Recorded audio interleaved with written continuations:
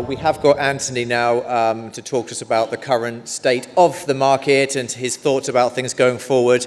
So I do have a few questions to ask him, but I just want to sort of make sure he's up there on the Zoom and he can hear me okay, if he can. Can you hear me okay, Anthony? I can hear you perfectly. You know, Jamie, if you lived in New York, that accent would give you about 15 to 20 IQ points. Added IQ points. Thank you very much. I have been in New York. If you remember, we did it, we were in your restaurant. Yes, no, I'm just saying. I mean, you get very well received here with that accent. Thank you very much. Well, listen, I know you're not here today, and we've done so much about gaming today and Web3 gaming and all that kind of stuff. Let's take a little break from all that. And I know a lot of people would love to hear right now, seeing what we're seeing in the general market, especially with Bitcoin and the ETFs, inflow, outflow. Today we've got a bit of a dip. What your perspective is, you and Skybridge right now, or where you think the market's going forward, and should we be excited or worried right now? Well, I think you should be very excited. I think the reason why the market's dipping right now is the inflation data is better in the United States, but the Fed has made a decision, or at least is signaling, that they're not going to cut rates too quickly. They're signaling a one rate cut this year, even though if you look at the futures markets in terms of the interest rate futures markets, Jamie, it looks like there's at least room for 2, possibly 3 cuts at the back end of the year. And so since everybody in the room is very focused on Web3, I'm going to recommend something to everybody. Please look at truflation.com. And so it's truflation.com. And if you look at that website, it is a data aggregator here in the United States where they're pulling information in real time and they're posting it up on that website. And that number, that inflation number, is at about 2.2%. It's about 90 basis points below the stated number from the US government in terms of what our CPI is. And so why is that? Well, some of it is the inputs, but it's also the time lag from the government. You're getting a 2-month time lag on CPI, and Truflation is actually providing you a real-time number as of this morning. And so the Fed is behind the curve, and the markets have gotten sloppy as a result of that. But I think there's reason to be tremendously bullish. And I just want to point out to everybody listening that I've been on Wall Street for 36 years now. This is a selling machine, Wall Street.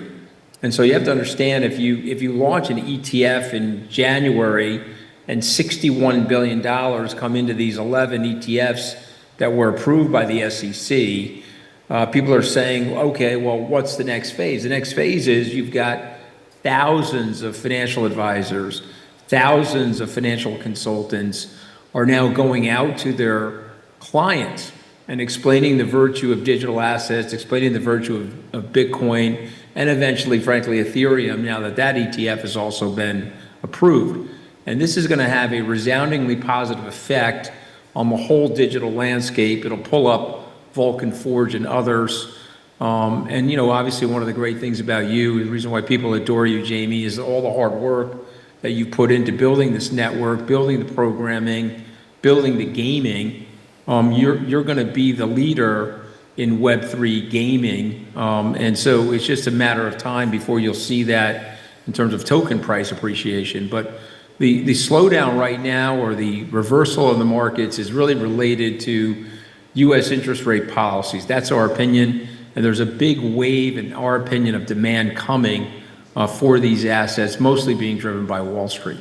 Yeah, I think that was the I think that was one of the things I was going to ask you, and thank you for your kind words. I think, yeah, it is. I was saying in my opening speech today, of course, we can't lie, it is depressing, us putting all this work into a viable product and making all these games and continuing to reinvest in our ecosystem when you get these sort of meme tokens popping off left, right, and center. So I wonder if you think this kind of immature sort of investment thesis of meme coins and such like, it shows there's money out there on the sidelines, or some would say it marks the top, or it means people aren't taking crypto seriously. At what point of the cycle are we where you'd say, okay, this is something to worry or not about?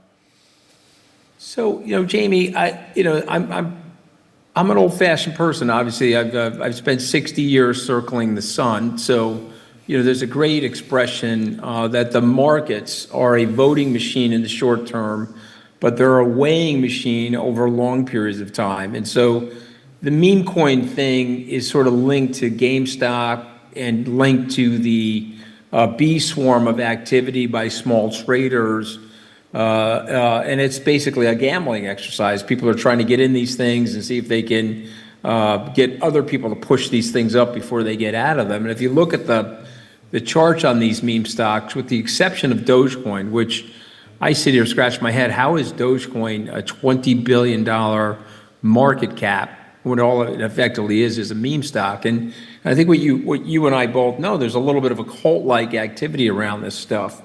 With VulCon4, I think you have a combination of things. I think you do have a very strong following, which is super positive. But underneath that, you've got all these great fundamental things that you're building, and you're adding people to your ecosystem every year. Your ecosystem has grown exponentially. So I'm of the camp that you're probably not benefiting from the meme activity, which I think is short term and superfluous. You're going to be benefiting what I think is long-term fundamentals.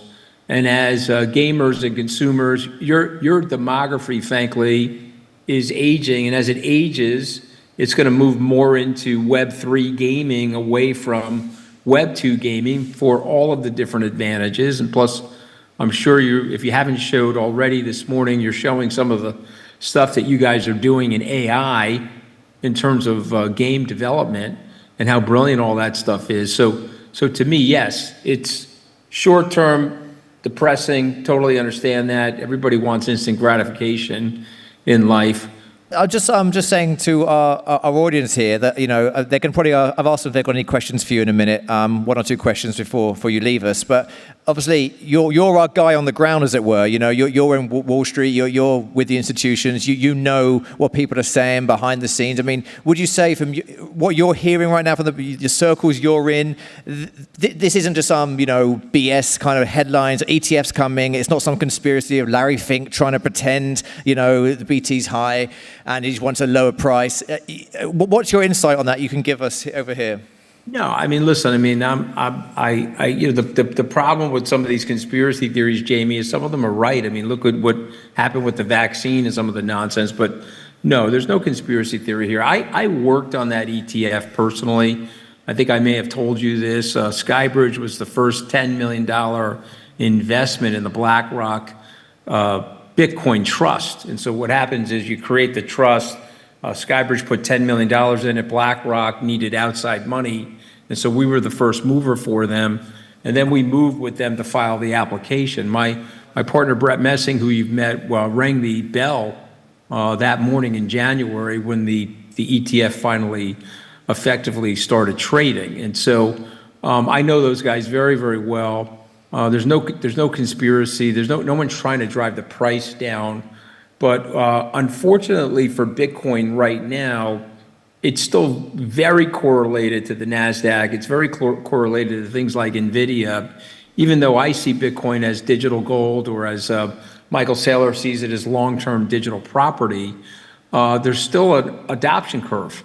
If you think about Bitcoin in terms of Web 1, we're at about 5% adoption, and so that puts us back to 1999. So think of all the growth that happened in Web 1, which includes things like Google and Facebook and Amazon, Netflix, obviously being the streaming company, et cetera. All of this great stuff developed over that 25-year period of time. I just say this to everybody listening. Think of where VulCon4 will be on VulCon 9. Okay, we're on VulCon4. At VulCon 9, you're going to have this wonderful ecosystem. You're going to have these enriched game experiences. I'm sure these visors that people like Oculus and Facebook are developing will be even more immersive for people. And your token is going to be, I think, the leader for Web3 gaming. But there's nothing going on in the marketplace, in my opinion, that's conspiratorial, but there has been a delay, and it's unfortunate because it's just the way the governments work. Oh, those rates should probably be down now 100, possibly even 150 basis points on the curve. That would put PYR probably at 15 if we could get that kind of rate cut. So to me, I just think we have to be patient and we have to grind out. And you're a stubborn tourist, Jamie. Absolutely. Yeah. So I know you know how to grind things out, you know. And you've been a terrific leader of this movement. You've been a terrific leader of this company, so I'm very proud to be affiliated with you. Thank you very much. I appreciate that, Anthony, and we're glad to have you on board. It's always good to have someone as strong and connected as you behind us. And okay, so I guess that's kind of what we want to hear. It's good to get someone bullish and be patient on the markets. I'm going to ask our audience over here. It's quite busy over here, and so I'm going to just ask a couple of questions. They've got one for you. Has anyone got a question? Yeah. Testing, 1, 2, 3. Hey, how you doing, Anthony? It's Tyler Dusson. I've been on your show a few times. I got a question about real-world assets and your thoughts about entering the industry via phygital products that give digital assets when the person buys a physical product. Yes. Well, it's interesting. So I was at the Coinbase event yesterday, Tyler. They were talking about the real-world asset and the tokenization phenomenon, and it's happening. There's a small company out here on Long Island actually called Parcel that gives you the opportunity to get long and short meta markets of real estate. So if you wanted to short the London market, as an example, you could go on their exchange, use their token, and you could short the London market index, or you could short the New York market index, or frankly go long those markets. I just participated in a tokenized deal where Basquiat, the very famous contemporary artist, did a self-portrait of himself and Andy Warhol. He died of a heroin overdose in the mid-'80s. And so this portrait went at auction for $33 million. One of my clients, the Henry Chang family, the owners of Rosewood, they're property tycoons, they own this painting. They just tokenized about $5 million worth of the painting. They asked me to buy a small piece of it. I did that. Tokenization is coming.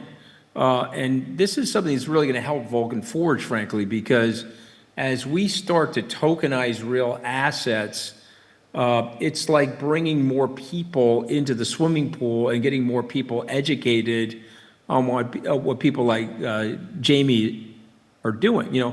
One of the things that Michael Dell once said to me, and I don't know if I've ever told Jamie this, but Michael Dell helped me get Skybridge started in 2005. He was the first money into Skybridge. And he said to me, everyone says that sometimes entrepreneurs are late, but what really does happen is entrepreneurs are early. What Jamie has built is really something for 2029. He started it a while back, but he's got all of the mechanisms for 2029. We just have to wait for the marketplace to show up and get more involved. And so, when Bitcoin goes, it's at 5% adoption today. When it gets to 15% adoption, which we think is in 5 years, it will have a transformative effect on tokenization of real-world assets, and it'll have a transformative effect on Web3. It's early, but all of that stuff that you're describing is going to happen. Thank you, Anthony. I greatly appreciate it. Looking forward to the next Wealthy On show. Anyone else? Thank you. I got to get Jamie on the Wealthy On show. Okay, we got to invite him on. Okay, Tyler. Yeah, sure. Jamie comes on. He's too busy for me building. That's the problem.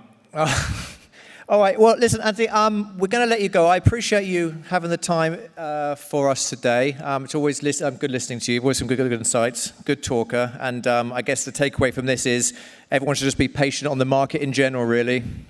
Be patient. I think that's a big thing. You'll see by the back half of the year, once the Fed starts cutting rates, things are going to move very quickly. We're coiling a spring right now.